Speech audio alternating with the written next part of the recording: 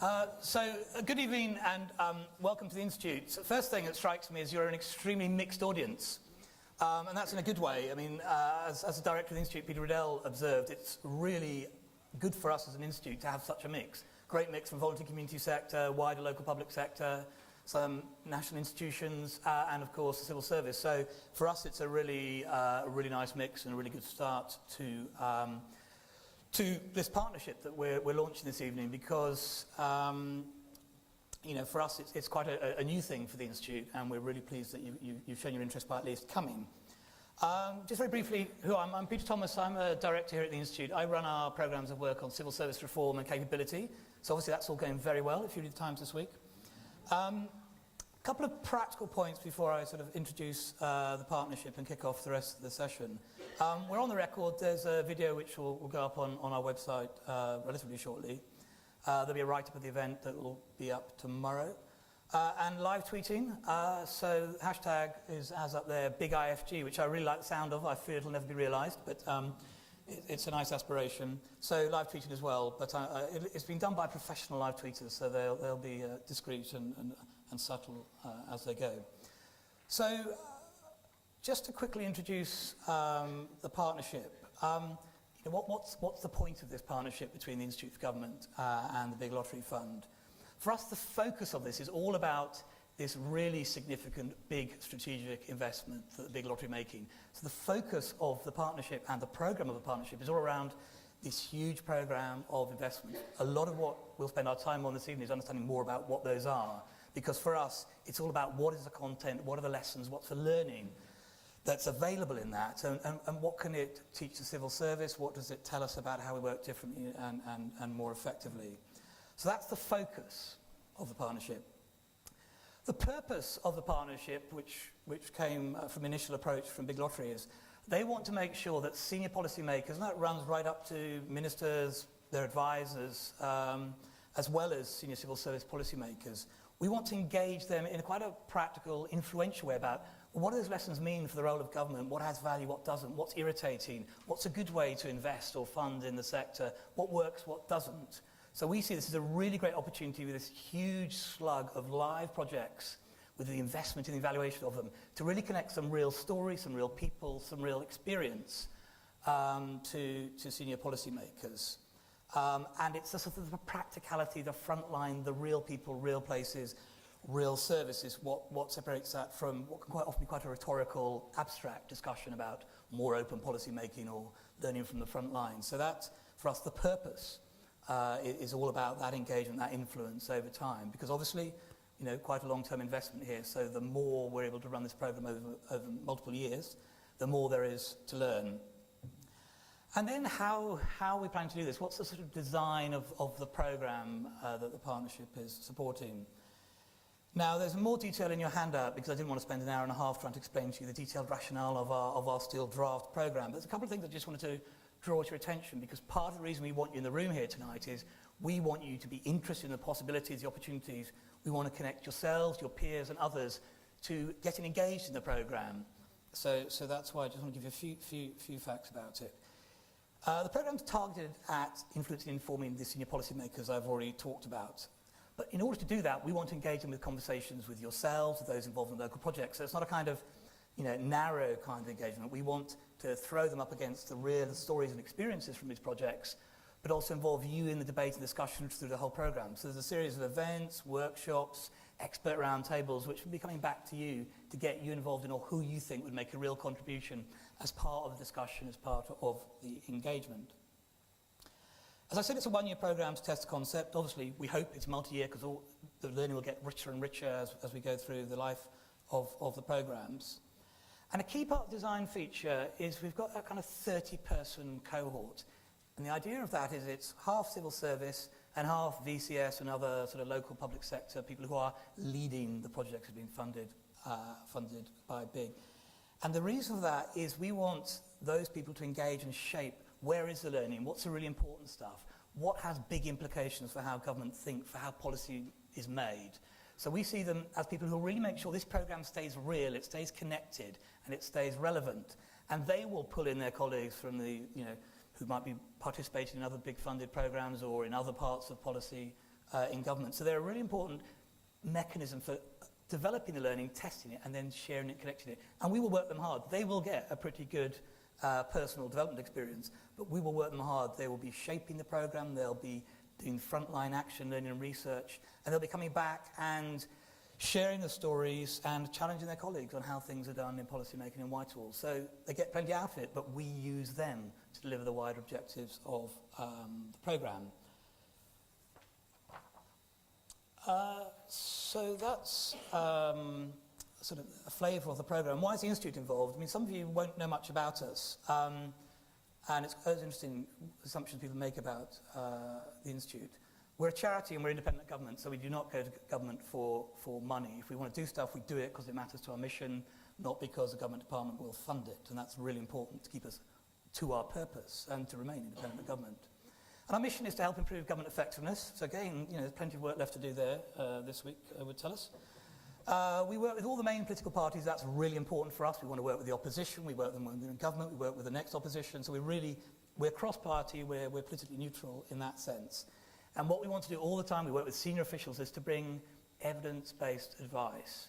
And again, the attraction for us about this programme is there's a huge appetite for looking at different ways of thinking, different ways of doing things. If we can connect those examples to those kinds of people, we have a much better offer to our core mission as an institute. And there's two elements to what big is funding, which we think fits beautifully what our core mission is. This is not an abstract thing we're doing for cash. We're doing this because it's core to our purpose as an institute. The first is there's a massive amount to learn through these programmes on the toughest policy issues that every government in pretty much most developed country has to wrestle with. And beyond the specific policy areas themselves, there's a whole question of how do you make policy better? What's the job of government? How do policymakers need to work? How do they need to think? How do you need to make policy better? That's one of our core programmes my colleague Jill Rutter runs for the Institute. So that's kind of tick one for why we're interested. And tick two is it will also inevitably shed light on issues that cut across the different policy areas and again have been around for decades as challenges. So what are the new delivery models that seem to work? Why do they work? What is it about them? What's the reality of user-focused design? What does that mean? What are the implications for government and policymakers? What are the different, more strategic ways to fund or to build capability in a sector rather than relentlessly ask people to bid for pots of cash? And we think there's big impact for that about what is the function of government department? How do they do these strategic roles better? Should they do them at all? And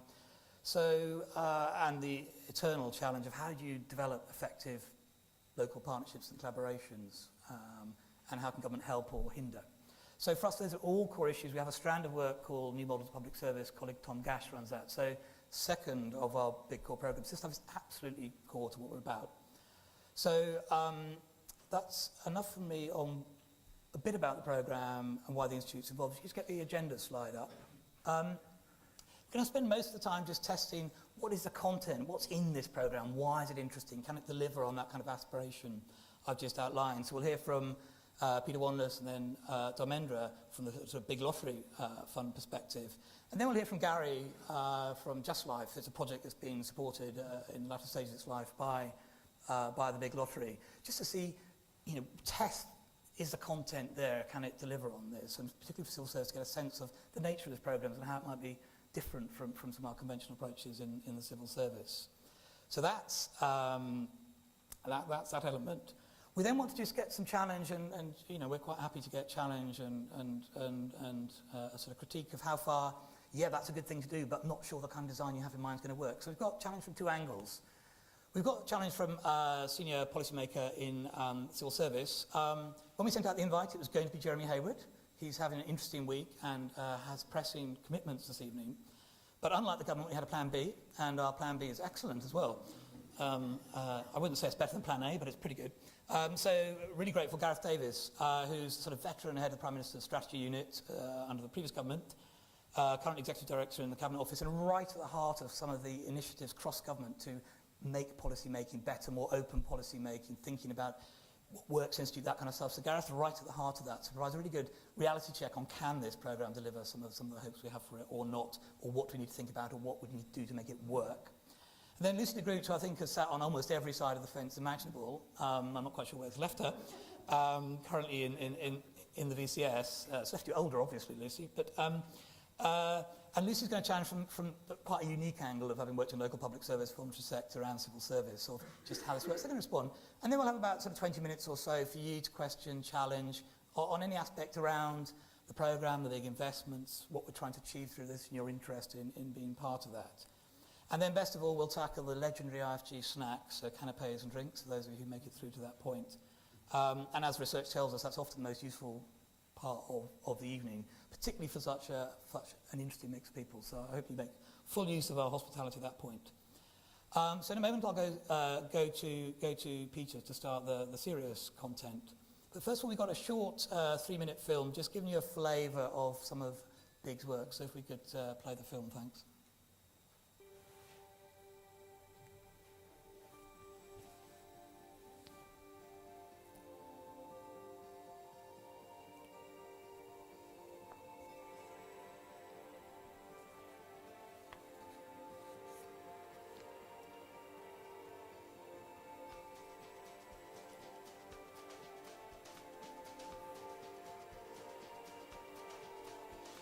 When we started Justlife, it was simply a lunchtime activity on a Monday. But as things grew, we sort of got a bit more bits and bobs of funding, and we appointed a part-time worker. We realised that we'd identified a real sort of major need in the neighbourhood. We went to the big lottery fund for a larger sum of money and were successful in receiving that. These 30, 40 people that come here every day wouldn't have anything. Gareth, what he's done here is unbelievable. People are coming in, they're coming straight into the centre, they're talking to our housing workers. It just sort of becomes second nature to try and help or support in some way.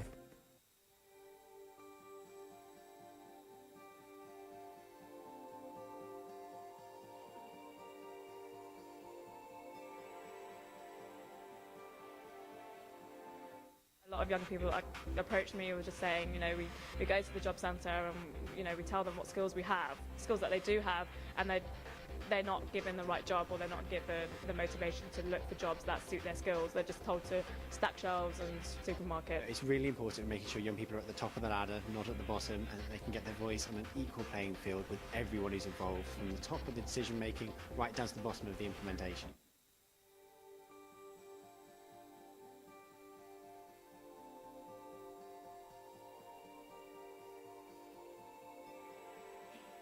We deliver basic IT training to people aged over 50 throughout the whole of Nottinghamshire. We're looking for people who have got no computer knowledge, or perhaps just a tiny bit of computer knowledge. The word processor I'm trying to get hands on to, and the internet, but there's still a lot more that I think I need to know about. So I'm really thankful that this is open to me. Older people are feeling that they're left behind, and after 6 weeks with us, they tell me that they feel like they've joined the modern world of internet technology.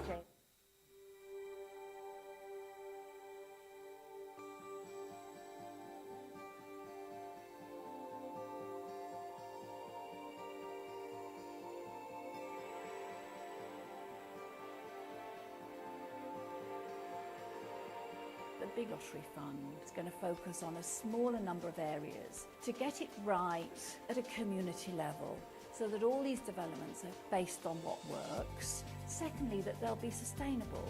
And thirdly, they'll make the most of the precious resources that are out there across the National Health Service, local government and the charitable sector.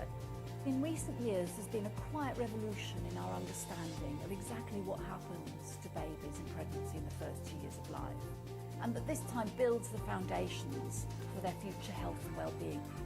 I had my daughter at 17 and I started coming to these groups from that age as well. She's learnt to sort of share all the toys with other kids and, you know, to look after other children. If the children's hurt, she'll, you know, ask if they're okay. There's some activities that I don't actually do at home which they can do here, and they actually learn from other children as well that are older than them.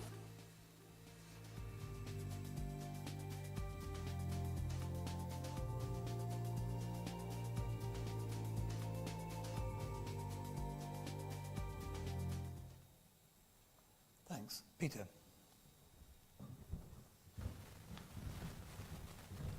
Thank you very much. Good evening, everyone.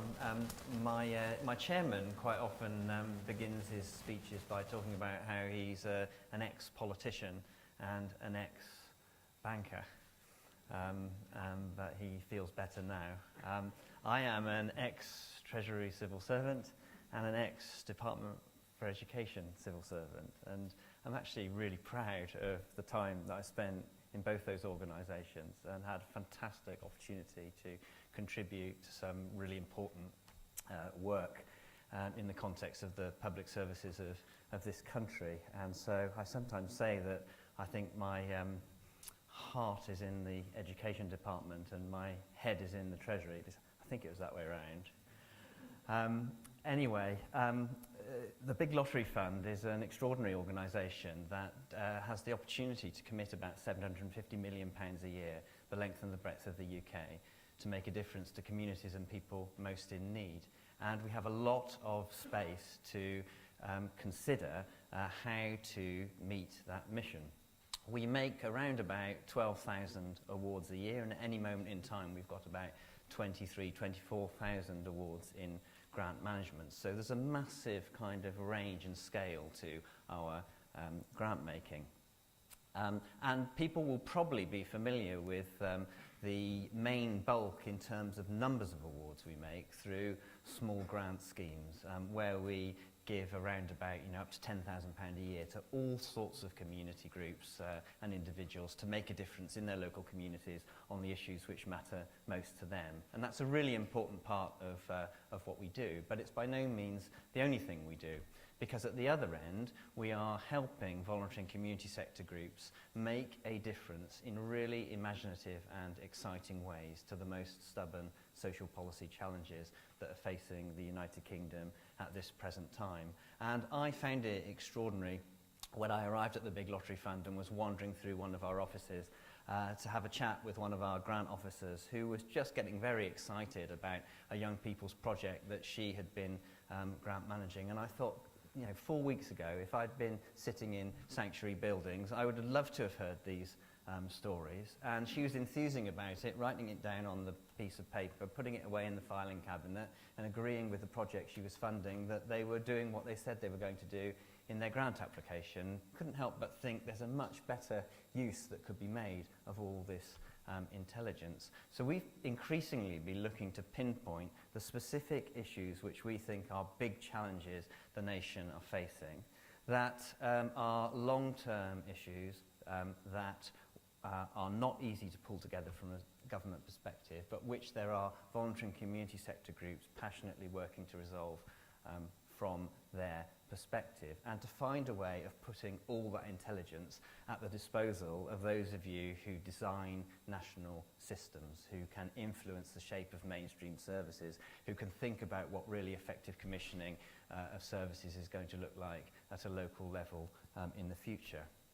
And I remember very much the sort of power of the anecdote when I was in Whitehall, and you get the minister coming in on a Monday morning who's had someone come through their constituency, or they've been on a visit to maybe even a lottery project that's been funded in their backyard, and it's bowled them over in terms of emotion, and this is the answer, and let's have it everywhere. And quite a few of the tools at the disposal of the national policymaker do enable you, should you so desire, to bark instructions or pass legislation to require people to do the same thing everywhere. And of course, increasingly we've seen that level of kind of sophistication to enable and encourage things that work best in different communities and different locations across the country as what's really required. But how do you enable and encourage that sort of sophistication to take place when you've got a minister or a senior official, or maybe even yourself, you've been encouraged, you've recognised it's important to get out there, so you go and make a visit to what is deemed to be an extremely good project, and for sure they will have swept the carpets and made sure that you see the very best service user that they've got available to tell you about how the project has changed their lives, and you will be bowled over. But it's quite hard then to go back and judge, is that real life? Those examples that we put up on the video, they're great, they're quite emotional, we could have made you cry with even better and more emotional examples, but are they any more than random acts of kindness? That's the big challenge for us. And with there being huge pressure on resources, we're fortunate, lottery income is buoyant. Let's hope it remains buoyant after yesterday's price rise. But at least for the time being, we've got this £750 million to commit. It's essential that we get the very best value from that money. So we don't just achieve great outcomes with the investments which we make, but ideally they influence mainstream service and practice well beyond those investments. And so what you're going to hear about this evening are 4 significant and strategic programs where we have been encouraging and inviting groups to come together and have a go at tackling, in a very practical sense, these really big social policy challenges. And what you're going to get as a consequence of this programme is the opportunity to be anecdote up to your eyeballs in all sorts of illustrations and examples of what people are up to. So you can discuss with one another and make judgments and understand, well, if that's working, why is it working, and how does it compare with what's going on over here, and are there some characteristics which make some of these things more replicable than others? Are there lessons that can be drawn out that are going to enable more intelligent commissioning or more effective enabling frameworks for public services? We don't really know, but we've just got this kind of welter of illustration and example.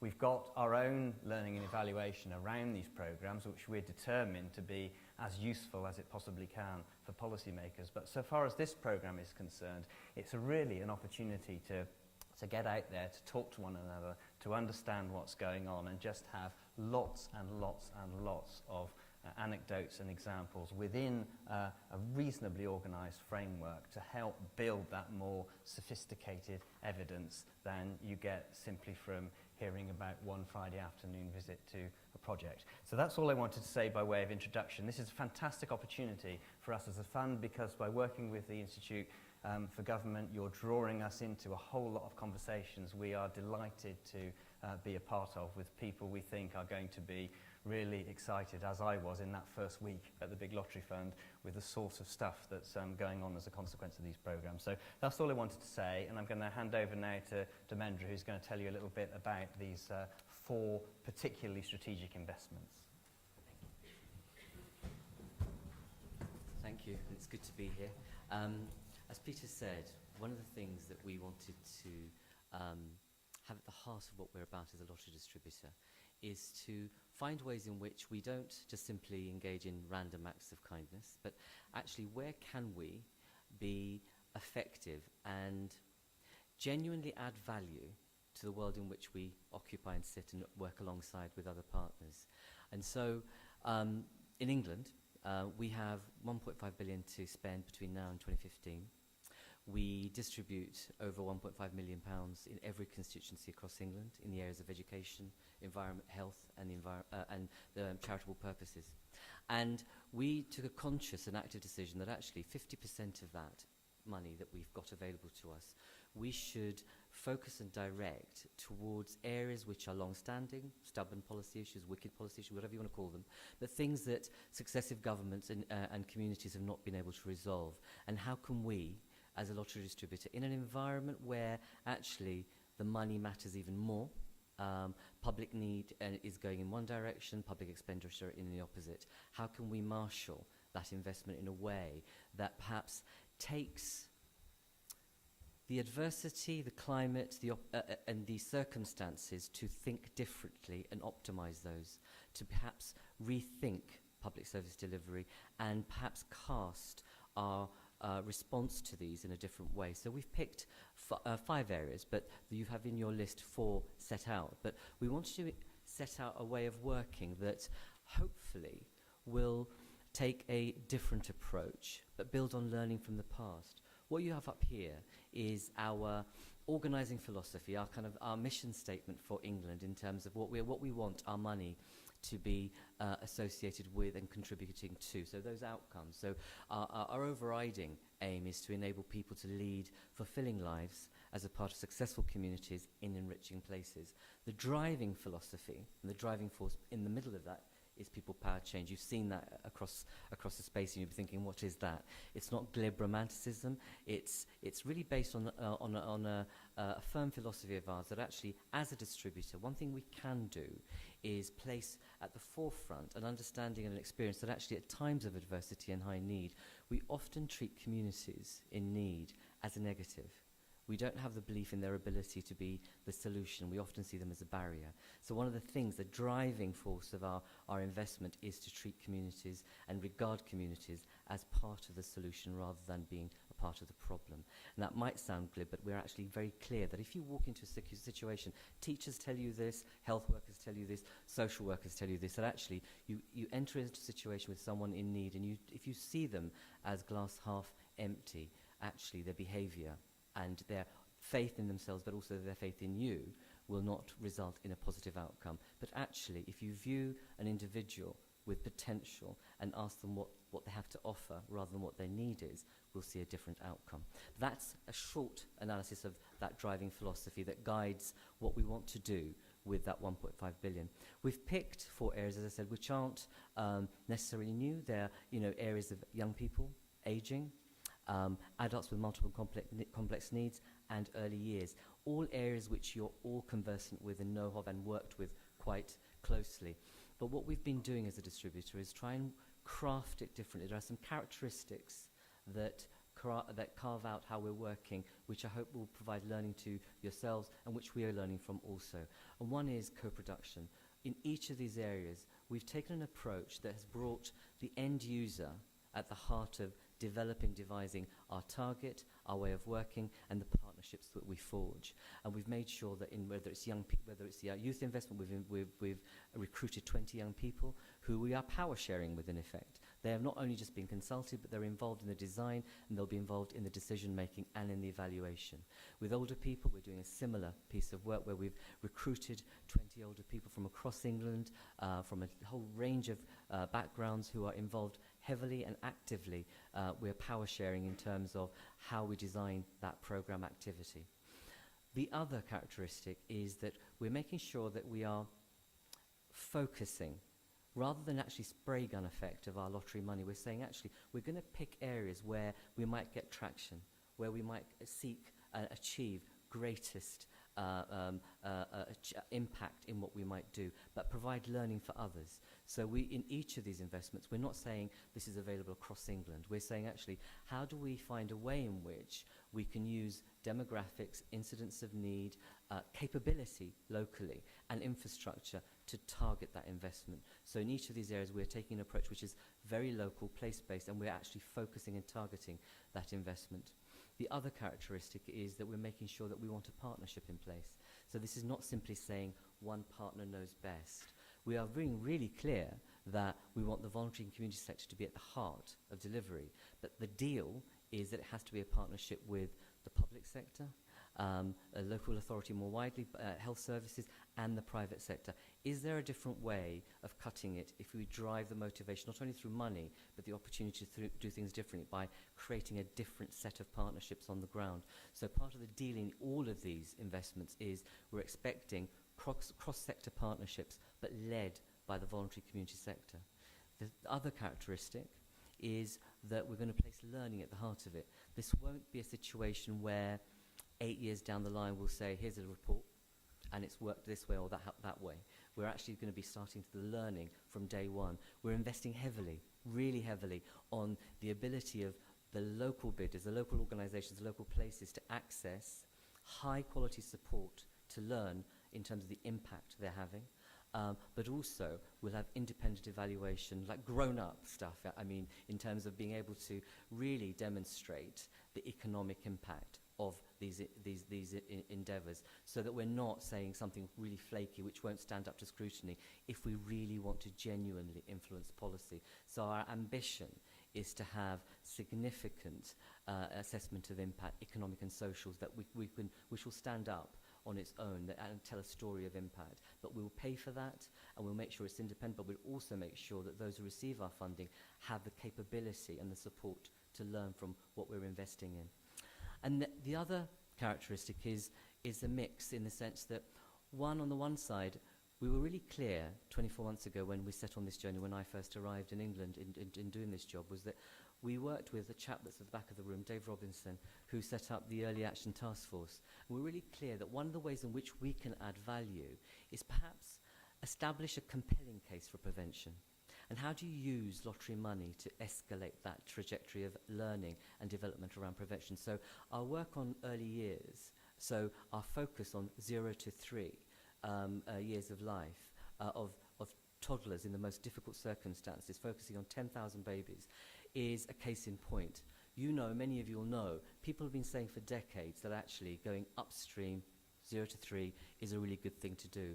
People don't invest in it, people won't do stuff about it, people kind of fiddle at the edges, and we thought actually we could do something serious. If we target it, focus it, we'll make it area-based, we won't spray gun it all over England, we're going to focus on 3 to 5 areas and put serious amount of money with great support, with evaluation, and see actually, can you test that proposition that actually, if we went with this, will we be able to show a different outcome? And what kind of investment will that be in creating a better society for those most in need downstream? And so that's the kind of approach. And lastly, and finally, we're able to buck the cycle and the trend of political cycles. We can fund over 8, 10, 12 years. And that's the beauty of lottery money in that respect, and we're harnessing that power, is that with each of these investments, we're sticking with them. We're not saying, actually, here's your money and we're away. We're saying we're investing up to 8 years, sometimes 10 years in some of these areas. So we can have richness of learning and a cohort analysis over time where we can really genuinely learn about what's going on. And so hopefully, as a result of this exercise, we'll be able to learn, but most importantly, influence policy. Our committee members, when they sat around the table when we first set out this proposition, were really clear that they don't want to be involved in an organisation that simply just puts cash out as a cash machine. We want to be able to be associated with actually having impact and tangible progress for people and communities most in need. And there's a kind of I'll end on this point. One of the key lessons for me, a driver for me, is it's an overly used quote, but it's Einstein's quote about the definition of insanity.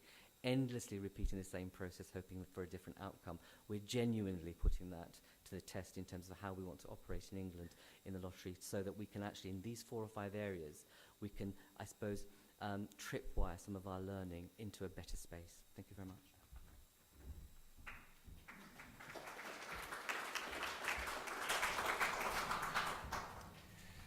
Hi everybody. I've been asked to view this new initiative, if you like, through the story of our charity and social enterprise Justlife, which is working in Manchester and now just recently in Brighton. So I'll endeavour to do that for the next few minutes. I guess every organisation or movement is inspired by an event which becomes a catalyst for action. And our event, if you like, our catalyst, came in the summer of 2006 when we heard that a friend of ours who we'd known for a number of years had died in a shared house less than 200 metres from our family home that we lived in Manchester. It took two weeks for someone to discover his body and raise the alarm. At times like that, in your grief, you're caused to ask yourself the question, could and should we have done more to prevent this tragedy? And our honest answer to that question was yes, we should, and we could have done more. There followed a period of several months where my wife and I would go knocking doors, talking to people, telephoning the local authorities to try to find out what sort of community doesn't notice when someone dies within it. And even before that, doesn't respond to the needs of the individuals that live within it. What we discovered was a network of unregulated so-called temporary accommodation, which is home to hundreds of vulnerable adults across our country, many suffering from physical, mental ill health and drug dependency, lacking in hope and confidence, in and out of the criminal justice system and seemingly stuck in a B&B accommodation situation for as long as 13 years is the longest that we've heard of. The stories we heard from residents of illegal money lending in these places, violence, intimidation, drug dealing, lack of basic services like running water and heating in the winter were truly shocking. Notably, one man who, while sharing a squalid room with a total stranger, was set on fire in his own bed in a case of mistaken identity. Our initial efforts were all based around building connections with that community, building relationships with residents, gathering around a shared meal table in a church hall. Men and women would share their stories with some of our team of volunteers of how they ended up in Gransmore Avenue, a notorious street in East Manchester, the experience they'd had endured since moving there, and the impact of those experiences on their long-term health and well-being and their future prospects. Our first response was that we needed to raise the alarm and let people know how bad things really were. In our further and perhaps early ignorance of the complexity of policy and protocol, we wanted to get these places shut down. We had plans drawn up for the wholesale regeneration of Gransmore Avenue. We even bought an investor who was prepared to buy and regenerate properties to the discussion. But the wheels of the local authority grind very slowly. They certainly grind slowly sometimes, too slowly for agile investments and investors who want to do things quickly. And after several meetings, the investor moved on and the opportunities for the wholesale regeneration of that street moved on with him. But we hadn't stood still. We'd learned a great deal in the time that we'd spent discussing that project. And we've been quietly getting on with helping people to get moved out of the accommodation into safer, healthier, more secure accommodation. The City Council resettlement team had helped us and given training and helped some of the service users that we'd met. In 6 months, we moved 30 people from this type of accommodation into safe, secure, shared supported housing which was properly managed and run. As our success grew, though, demand grew. People coming to us from left, right and centre, it seemed, wanting help not just with housing now, but with health, with benefits, supporting their recovery of from drug and alcohol addiction, budgeting, training, employment. Our skills as generalist community workers and activists were really stretched and resources were unbelievably tight. We were not only hugely dependent on a big team of volunteers, but on services coming in from outside of Justlife to provide the kind of specialist service that we needed. Coordinating it all was becoming a part-time, if not full-time, job. We found ourselves scrabbling from one small pot of funding to another, struggling to make ends meet. All the while, people congratulating us for the great job and sterling work that we were doing, but no one prepared to come and pay for it. 2 sessions a week in a church hall was no longer enough, so we made our proposals to the big lottery fund, and about a year later, a year of lots of form filling in, I have to tell you, I went to short circuit that year in this. We opened the centre, which is now open 5 days a week, offering health and social care, housing and resettlement service, job clubs, mental health services, recovery groups, and a wide range of skill and confidence building workshops to people living in temporary accommodation. Last year, our small staff team and an army of volunteers, many of whom are former service users, supported 317 different people on 4,500 occasions. We have an average of over 400 visits to our centre every month. Most of those people live in temporary accommodation and would fall into the category of having multiple and complex needs, one of the categories we're talking about in this initiative. But complex needs, multiple and complex needs, require multiple and complex responses, many of which are outside our expertise. So we continue to partner with the City Council housing resettlement teams, the community drug and alcohol teams, local businesses, Job Centre Plus, other charities. We tallied up that in 12 months we worked with over 50 different organisations in order to deliver the quality service to our clients that we want to. Allow me to give you an example of how many services a single individual might connect with. This is a story which was published on our website as part of a fundraising campaign just before Christmas. There are at least 10 services mentioned in it. After being released from prison in early 2011, I was homeless and living on the street. I was picked up by the cold weather team, stayed in a quick access hostel for some time before a room in shared accommodation near to Justlife came available. Some of the other residents had started coming to Justlife, so they brought me along for a meal on one Monday. Justlife has been there for me all the way along, introducing me to a drugs worker and offering me support with my mental health and seeing a nurse. After a few months, I nearly got kicked out of my house, but it wasn't my fault, So Justlife took the time to help me appeal the decision, and I was able to stay. They really picked me up. After a few months, I started volunteering. I was attending the workshops, and Matt worked with me extensively to get me back on the straight and narrow. I stopped using drugs, and things were looking up.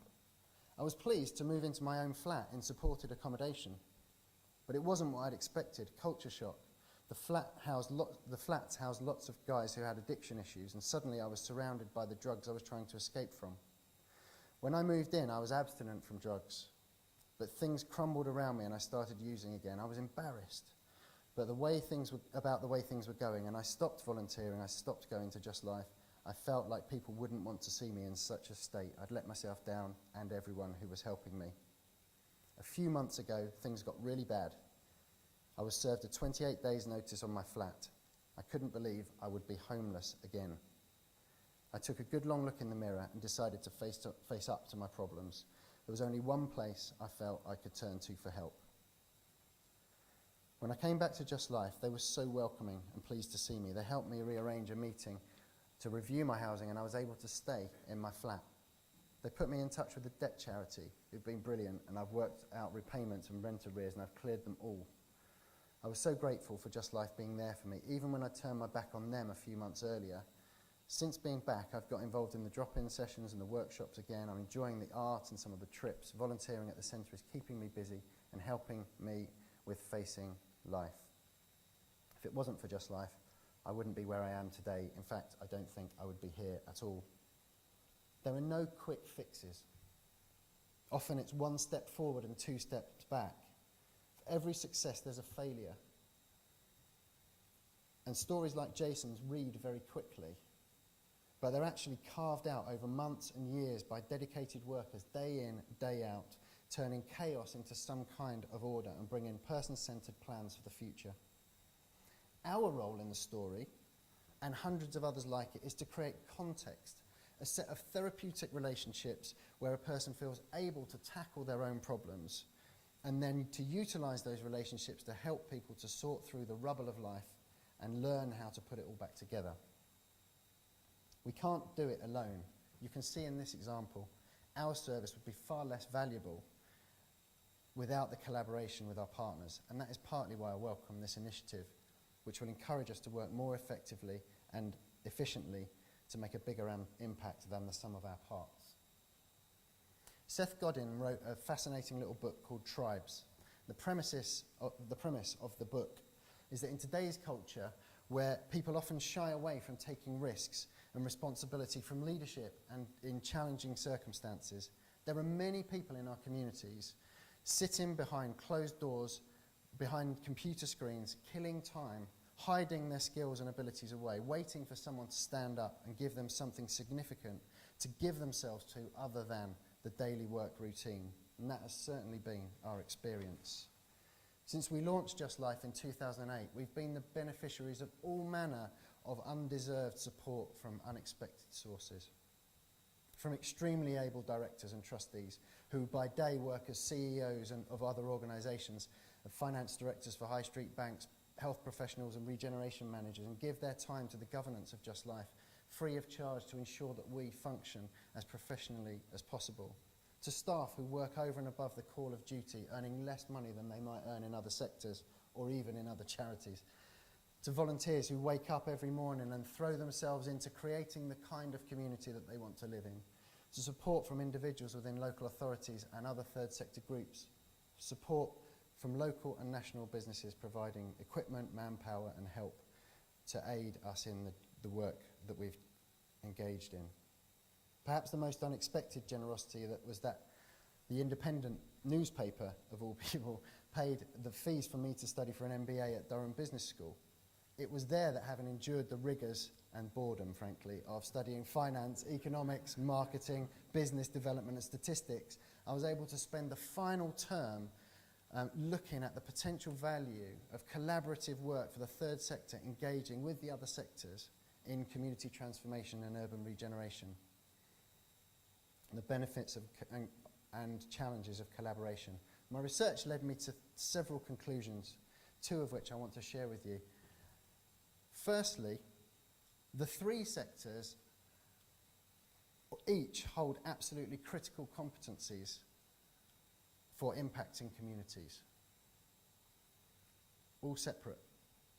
But if only we could connect the resources, skills and abilities of the private sector with the accountability, transparency and big picture perspective of the public sector and the depth of community understanding which exists in the third sector, we could initiate wholesale transformation which will address the entrenched problems throughout our towns and cities with great effectiveness. Collaboration is key. I also discovered that in order to work collaboratively across the sectors, there is a great barrier to overcome. That barrier is the endemic lack of trust which exists between the sectors. If you think about that for a moment, you will perhaps see what I mean.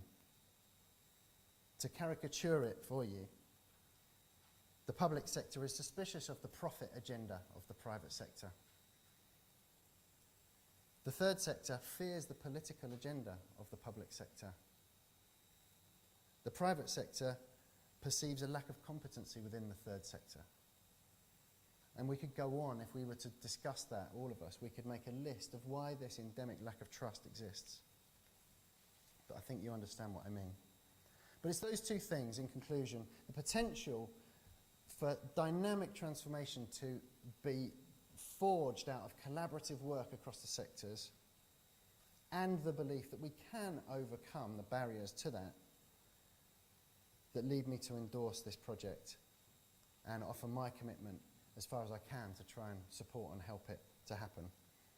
I'll conclude with a quote which has been attributed to many, many people, and I won't try to tell you whether it was Booth or Gandhi or John Lennon who said this first, but somebody well known has said this. You can only go on dragging bodies out of the river for so long before you send somebody upstream to find out who keeps throwing them in. Yeah? You've heard it before, I guess. You can only spend so long dragging bodies out of the river before you send somebody upstream to find out who keeps throwing them in. And this initiative is about sending someone upstream, isn't it? And finding out what the problems are that we're tackling day in and day out through our work in Manchester and Brighton.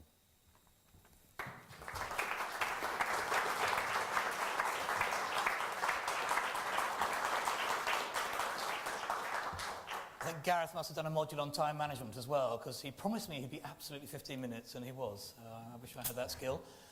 So that's sort of main part of the content. What we're going to do now is have two challenges from different perspectives of whether they think this kind of stacks up and their own take. So we're going to start off first of all with Gareth and then with Lucy. And while you're listening, think about what are the questions, challenges, reflections you've got on the propositions we're developing about this partnership and this programme. But Gareth, if you'd like to come up first.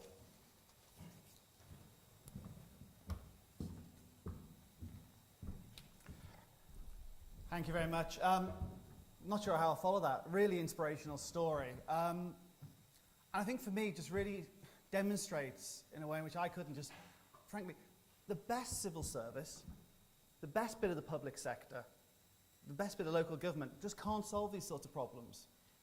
You know, the best motivated people, but the systems we work at, the sort of scale in which we're operating is frankly far too clunky. Peter, I really recognise with you to the danger of the sort of sending civil servants out and coming back with an anecdote. And the ministers, and that's sort of like Chairman Mao's style of saying, I've seen it work in Newcastle, let's do it everywhere.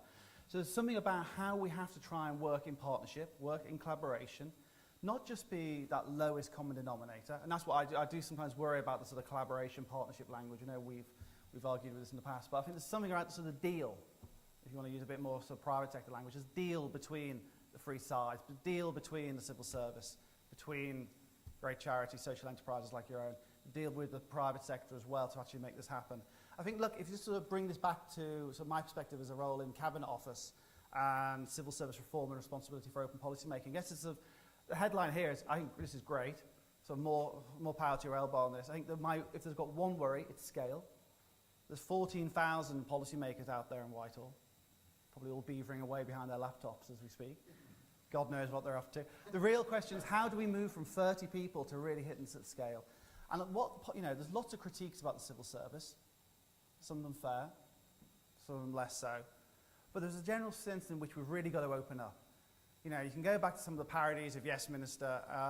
There is a sense in which the civil servants are far too happy to be in SW1, to go with what they know, and to frankly be of a very similar sort of mindset and outlook in life. I mean, look, I think so, you know, when we talk about opening up policy making, and there's lots of debate around whether this is a helpful phrase or not, I sort of see it quite simply as saying, look, we're really going to have a more open approach to the type of evidence we use. Peter, you're talking about sort of making sure that evidence base is rigorous, and Dharmendra, you're saying around how we make sure we're not sort of handing out money for good causes without really understanding the impact. So there's a real emphasis in the Cabinet Office around thinking, how do we really connect the evidence base that's out there back to the policy-making community? I worry as an economist, and I don't know how you could be bored studying economics and statistics, frankly, but anyway, I worry as an economist. There's this research community. We spend a fortune through the research councils. Now, I like reading research reports now and again, but frankly, I don't have the time to really go there. And I worry that I'm not connected back in to that research agenda, and some of the money I'm doing, the advice I'm giving is not properly informed. I mean, there's the great work that people like Kevin Collins are doing through the Educational Endowment Fund to really try and think through how you synthesize that research base and get it in the hands of practitioners, get it in the hands of teachers, get it in the hands of commissioners and local authorities. But it's not just about factual data as well. It is about actually getting a real sense of what's going on in local communities. Frankly, policymakers, we're a bit of a weird bunch. There's not many of us, not many people will be out on a Thursday night, on a cold Thursday night here. We do have a specific way of looking at the world. We typically come from, don't tell this to Francis Maud, but we're quite well paid. We typically are very London-focused. We don't really know what's going on in the rest of the country. I'm always shocked, frankly, and this is my failing, I'm always shocked when I go outside of London and you realise, frankly, just some of the scale of the challenges economically that other communities are facing. We're very SW1 focused. Whitehall typically is frankly very young. And as I say, we're not really facing some of the sort of real issues around the financials and personal finance squeezes communities are facing. So it is important that we get out there, but not just doing it for a series of anecdotes, but really connecting and really having that sense of actually what's going on, and not just through the research, randomized control trials, but really partnering and working effectively in a deal around local authorities. So the more we can actually get people out to do this, I think the better. We're trying to promote this now through the Cabinet Office and some of the training, which I think you've seen in the Civil Service Reform Plan, where all civil servants now have 5 days at least compulsory training a year. What we're starting to do now through something called the Policy School, which a number of people in the room have been working on, is actually, rather than just going off to a university or research facility, actually getting out there and starting with a local problem. We're working with Ealing Council, seeing a local issue, and then trying to think through how actually the work we do in the centre plays out in practice. And I think so this very much feeds in the same basis. So we're actually really trying to connect people out with the different experiences in local areas. The second thing I'd say in terms of the open policy making agenda is around opening up the type of skills we have. Again, it's a parody, but typically civil servants really focus on the sort of more formal end of the skills set. How do you get legislation through Parliament? How do you get regulation sorted out? What do you do about statutory instruments and the like? And there's never a problem we see that we don't think, well, actually a little ring-fence fund, a target, a bit of an NDPB could solve. Frankly, the money's run out. We've got to think about how we operate in different ways. We don't have the ability to tell local authorities what to do anymore. You could argue we never should have, but we did. So if it's not telling people, how do we sell it? How do we do this deal? What sort of skill? And it's a different type of skills that civil servants need, actually. If you're trying to do deal-making work between charities, local authorities, central government, how does that actually work in practice? I think a really great example of this is the work Kieran Boyle's doing in the Cabinet Office, for example, on social finance. In the old world, we probably would have gone out and told people to set up some social impact bonds. Now what we're doing, we've got a little bit of money, we've got some expertise, we're sort of paying for some lawyers, some accountants, some people can do corporate finance, and we're now essentially offering our services out. We're working to, for example, with Essex local authority. They got twice the national average of children in care as the rest of the country.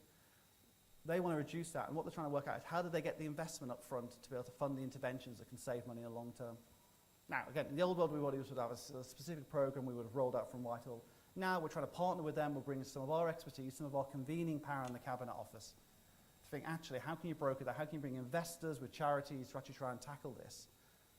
So actually you can get in a proper deal which actually plays out financially in the medium to long term. So there's a different set of skills I think civil servants need, and I think this plays very much to that. And then finally, there is something about the experience and the skill and the where civil servants come from. I think the civil servant of old would have been started at 20 and gone through to 60. That world has changed. Despite the critiques you see in the press around lack of commercial acumen or being a very closed community. It's increasingly open in terms of where civil servants come from. But I think we need to do more of this. In the Cabinet Office, I'm really trying to promote a greater mix of people. We do a lot of secondments, for example, from Big Lottery, from charities, from think tanks. And I think having that interchange and making it, frankly, more normal to move your career from public sector into the civil society, into the private sector, and back again is going to be increasingly important. These worlds get increasingly blurred on the margins. You know, I've worked in the private sector before, that being in the public sector for the last 10 years. Yes, there are differences in how we approach things, but frankly, large organisations are like large organisations anywhere. I imagine there's a lot of links, frankly, between small businesses and some of the challenges smaller community groups are facing. Don't want to overplay this sort of similarity, but there's a lot in which we can learn from each other. And I think part of the way in which you tackle that is actually getting people moving between the sectors as much as anything else. So look, headline is, I think this is great. The more, if there's things we can do to help in the Cabinet Office, that's great. If there's ways in which we can bugger it up, we won't, provided you tell us. But really the question is now how you get to scale. Let's get this thing going, but if it's only 30 people after 8 years, I think that won't have been enough. So question, how do we really start to roll this out? But thank you very much.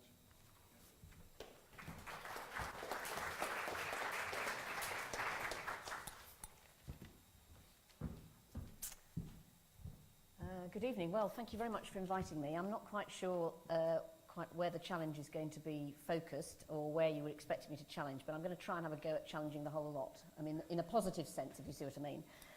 But first, I have to say, because I'm here, I'm the Chief Executive of Community Service Volunteers, and I think what we're about is being a people-powered organisation. Actually, what we're about is a profound belief that everybody ought to have the opportunity to be involved in their community, that social action is a right for everybody, and we're particularly interested in encouraging the sorts of people that Gary talked about to get engaged and to volunteer and to become active, and we work also around areas where people are so far back in terms of learning and skills to get them the support to do that. So I sort of great slogan. Sorry, I'm looking at the lottery.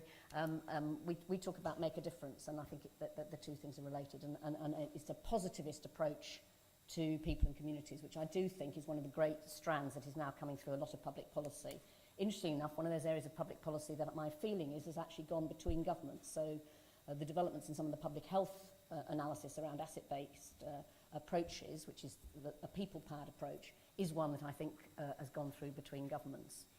So thank you very much for inviting me. I probably got a rather unusual career, and actually I did start out as a community development worker, not quite like Gary, but not dissimilar in housing, and I was employed by the people. I was employed by the tenants, and I can tell you that's quite an interesting way to be employed.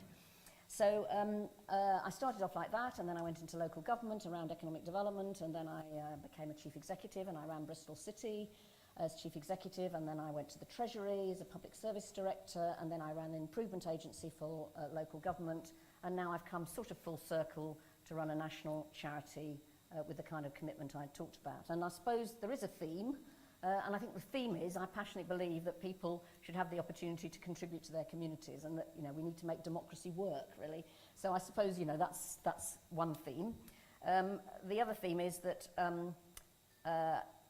I think it's good to keep challenging, and I suppose there's an element in which I've kind of challenged myself, so I've kind of taken on quite an interesting job at this point in time, because let's be honest, it's a pretty tough world out there, and in the nicest possible way, I really appreciate the point about you know, going out and realising that the economies feel very different outside of London, which isn't to say that some of the largest numbers of poor people or people with particular challenges aren't actually in London. The reality is, when you have whole communities which are struggling economically, and frighteningly, when those communities are not a million miles from communities that, if you've been around as long as I have, which is probably more than any of the other speakers so far, what's frightening to me is, you know, I became very active in the mid-70s, and you know, the first time that youth unemployment had hit 1 million, gosh, we seem to be back there somewhere. But you know, the recession in the early 80s, let alone the one in the 90s, you know, you start to see some things coming back. So sort of the longitudinal approach is something I think we need to recognise is quite important in terms of social policy. So very quickly, I think what makes this interesting, and this kind of alliance that you've started to develop, the partnership, the deal you're trying to develop around this, I hope you will both expand it in terms of numbers, but also in terms of reach. We talked a little bit beforehand out there in the early networking about the importance of bringing in the whole other range of sectors. Local government, about which I still feel very passionate. Not that it's perfect by any stretch of imagination, but most of the things you can't actually do unless you engage with local government. as an example, but the health service and a range of other players, including, of course, the private sector. So there's something about trying to develop some ways of working and maybe use some other organisations that do things as well. I used to be a trustee of Common Purpose, which some people might have come across, which is very much about doing all of that. So this seems to me to be a really important opportunity. There's something very powerful about what the lottery is trying to do, and I'm not just saying this because we are a lottery receiver. I should declare my interest, and we aspire to be an even greater lottery receiver. I'm being very, very clear about that, and let's not pretend any different. But I do genuinely, and I'm not just saying this, I think the lottery, UK and England, is trying to be a thoughtful, in your terms, distributor, a thoughtful funder, and I think that's really, really important. I mean, there are some other thoughtful funders around, and they don't always think the same things, but that's not the point, is it? I think that the notion of philanthropy, of lottery distribution, of the whole funding mechanism being something that is actually you think about strategically is really important. I think it's absolutely to credit of those involved that that's what they're doing. The fact that it's long-term, I think we cannot underestimate in the current climate that something that is long-term is something to be engaged with, and I think that's a really powerful message for actually anybody in and around the public sector, because we all know how short-termist things have become, and more so with the sort of 24-hour news issues. I think the other issue is the aspiration, and I'm going to say something about that in a minute, but the aspiration to broker, to develop interagency working, voluntary sector-led, really interesting, but actually requiring those kind of partnerships. So the context for this seems to be, and the commitment to evaluation, the context of this seems to me to be absolutely fab. So my second point is going to be this. We do have to learn how to learn. And one of the things we all have to think about is very little in this world is new. There may be different descriptions of it, there may be different ways of engaging, and there may be different moments where you need to develop activity and so on. I mean, of course, there are lots of things that are new, but what I mean is a lot of the challenges and a lot of the kinds of ways of engaging, there have been versions of it that happened before. And one of the things when you get into the political space, and I've spent a lot of time in the political space, nationally and locally, is, of course, politics has some very problematic barriers around language. And so I'm interested, you still talk about delivery. I thought that was the last lot's name, but be that as it may, I thought we were now on to implementation, but I'm not up to date with the right concepts. But the point I'm making is that a number of the ways in which the kind of learning that you're aspiring to do, learning from practice to influence and improve policy, that there have been versions of this in the past, and that doesn't matter, that's fine, but there is something about saying, well, what worked and what didn't work? And I suppose one of my messages would be is the smartest organisations learn as much from their failures and mistakes as actually from what worked. So just as a tiny little nuance, I started in the civil service in 2000, and I was, everyone was terribly excited because I was the first sort of director of public services to come in the Treasury at that from outside, although Andrew had just gone from the Treasury to local government, but it was all kind of, all very exciting at that point in time. And they told me about this wonderful matching relationship that was being run by the Home Office through the Active Communities Unit, the precursor of the, whatever it's now called, the Office of Civil Society, sorry.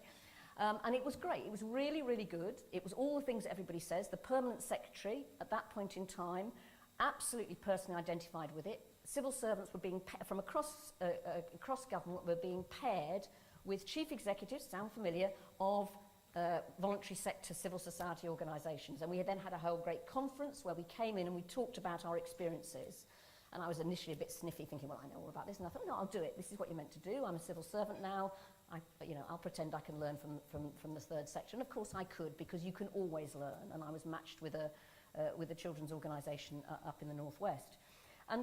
But the point I'm making is somebody somewhere, in the depth of somewhere or other, will have heard of this, other than me, and it would be in fact I can probably remember some of my ex-colleagues who kind of were involved in it, and for many of them it absolutely liberated them in lots of different ways.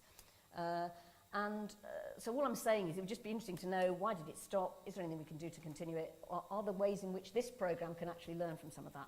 The specifics I don't know, but I feel very strongly that there is something about learning how to learn. And I think One of the things about the voluntary sector, I noticed you slipped into third sector, I think that's the last lot's phrase, but anyway, one of the things about the voluntary sector is, in a sense, we are both very set in our ways and massively fleet of foot. And we have to be fleet of foot because we're always looking to see where it is we might get further commitment, further involvement, further resources funding.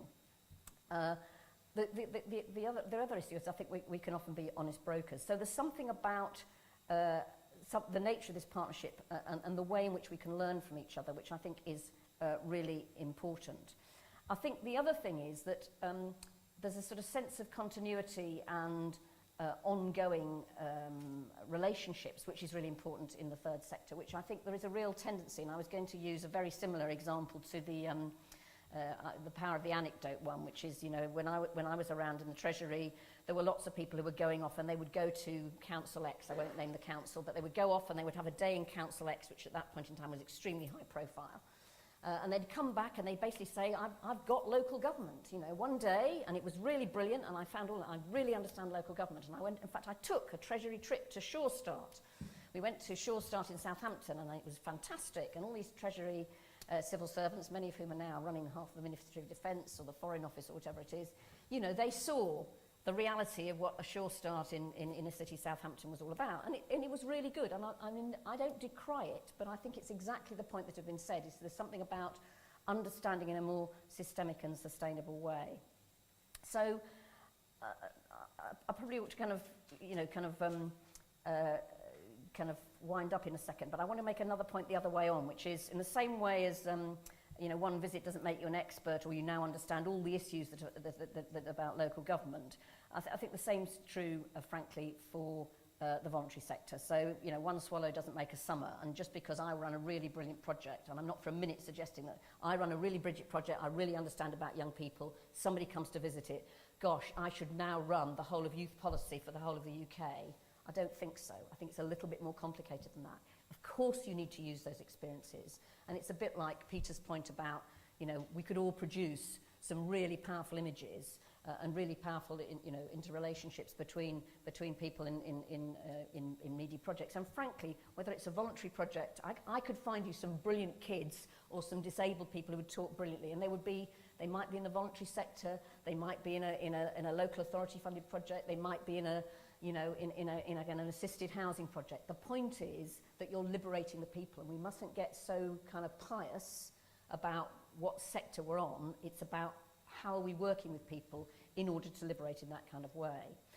I think the kind of final point I'd want to make, which is about how this can be sort of mainstreamed, and I think it is both about numbers, but I think it's about something more profound, which is if there's genuinely a commitment to opening up policy making, you need to think what that means. And that does mean a range of things. It's not just about practitioners, it's also about people who are in a sense experts. And I think part of the debate that's going on about the role of the civil service and about expertise is there's both the sort of an embarrassment about expertise, unless it's certain kinds of expertise, and there's a kind of I think there's almost a sort of scariness about it. And I would just say I think that we've all got to get better about, and again, Gary, I think, reflected it very well. You know, he had to work at the end of the day to make it work. He had to work with the resettlement team, or with people who, you know, systematically spent a long time working with people with drug problems.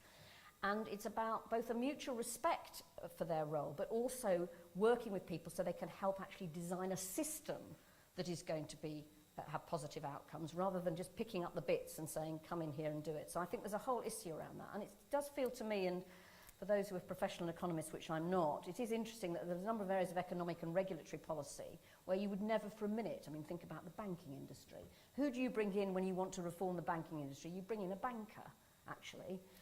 When you want to reform social policy, it's sort of either you can be the kind of gifted amateur, I'm being crude now to make the point, or you know, you can kind of idiosyncratically say, well, I'll just be very clever, and I'm a very clever person. I'll talk to a few other very clever people, and I'll go on the odd visit, and I'll have got there.